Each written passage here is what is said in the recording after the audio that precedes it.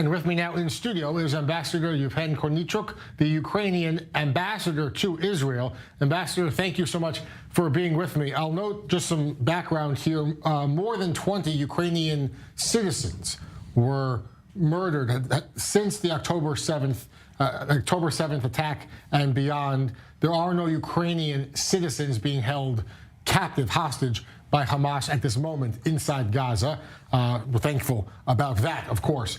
Ambassador, I want to ask about, as the Israel negotiates this ongoing hostage situation, there are many foreign nationals who are being held. Today alone, separate from the group of Israelis that are being negotiated, Hamas is willing to release 2 Russian citizens, and they have said this is a gesture of appreciation. This is a gesture to Vladimir Putin. This is the second time that Hamas is willing to release Russians separate from a deal specifically thanking Putin. As the Ukraine-Russia conflict, as this war still goes on, there's also a difference here in the approach to this war between Ukraine and Russia as well. And it's quite clear with Hamas thanking and appreciating Putin, of all people.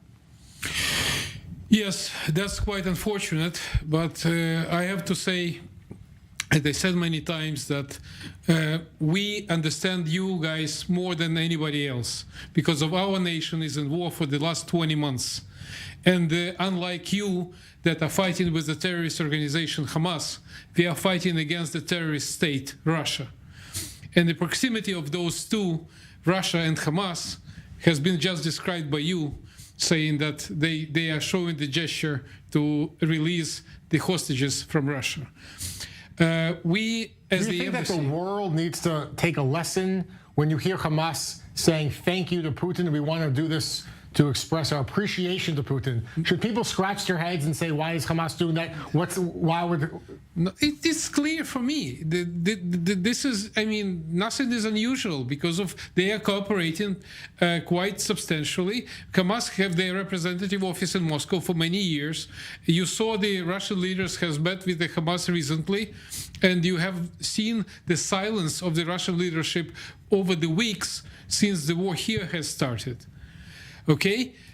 Also, you understand that more openly Hamas been supported by Iran, but Russia is not staying aside. Russia is supporting Iran, so we may say that this is a triangle basically of Russia, Hamas, and Iran that working together against Israeli interests. So this is why I'm more surprised that Israeli government is not saying that. They says nothing about that. It was no condemnation, no nothing, like business as usual. So this is why this is quite unusual for us to see that when the people understand what's going on, the Israeli government is keeping silent about that, okay? Also, I want to say that as the embassy, we does as much as we could since the first days of war. We donate our blood. The whole embassy team was in the hospital giving the blood to Sahal. We organized the phone conversations of both President Zelensky and First Lady Olena Zelenska. We has had the numerous meetings with the hostages' families. We was in the front line. We was reporting that to Kyiv, and that looked very much similar to me as for our first weeks and months of war. Just next to Kyiv, on the north, Bucha and Borodyanka region, we has had for the first 2 months of war the similar amount of people died that was dying in the kibbutzes adjacent to the Gaza Strip. Also 1,400 people, the same, and the raped women and children, killed men in their backs. So it's all look very similar. Ambassador, you mentioned the phone calls between President Zelensky and Prime Minister Netanyahu showing support. Give me an update. When is President Zelensky perhaps going to be here? When will he actually come to Israel? Do we have any idea about when this may actually happen? It was an attempt to come on the first days of war. That fell through. Unfortunately, yes. Now we are in a very difficult situation on the front line because of as you know, we have more than 1,600 kilometers of the front line. It's huge. So, and the offensive operation is going on. We was able to liberate the territory during this summer, which is equal almost to the territory of the Gaza Strip, in Ukraine. Starting from the first days of war, I'm sure it's going to be interesting for you to know that we liberated the territory that is equal to 2 sizes of Israel. So, but there's no active plan in the works now for a visit at this time. I am the biggest advocate for this visit, of course, and we are trying too hard to organize. But because of the active war affair in Ukraine at the moment, it's very difficult for Zelensky to plan his visits.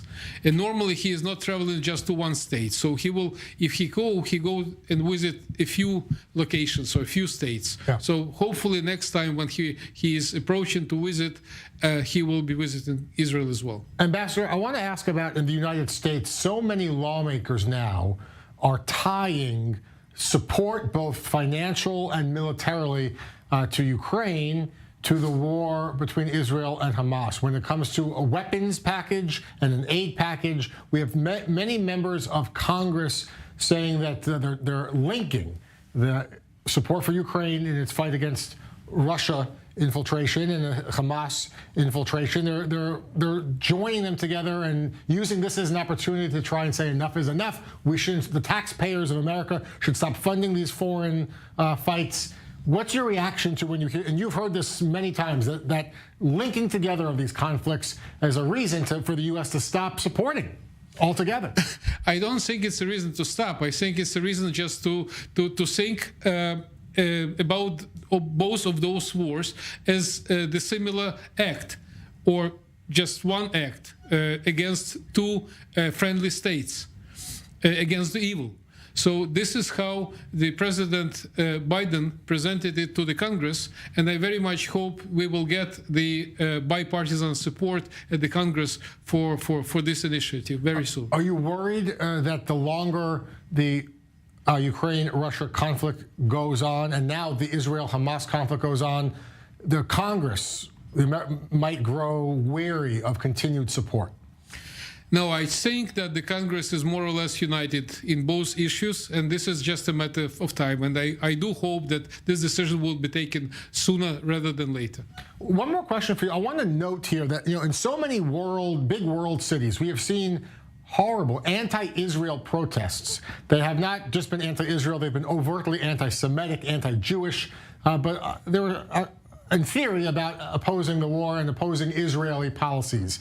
We didn't see this in Kiev. We didn't see this in Ukraine, huge protests. Was this a government intervention to stop these protests, to stop the organization, or just the people of Ukraine didn't want to mobilize in that way? Again, you will not believe or not how Ukrainians understand what's going on here in Israel. So while now my family is split, my daughter is sitting on a shelter in Kyiv right now, so we do understand how do you feel about this war?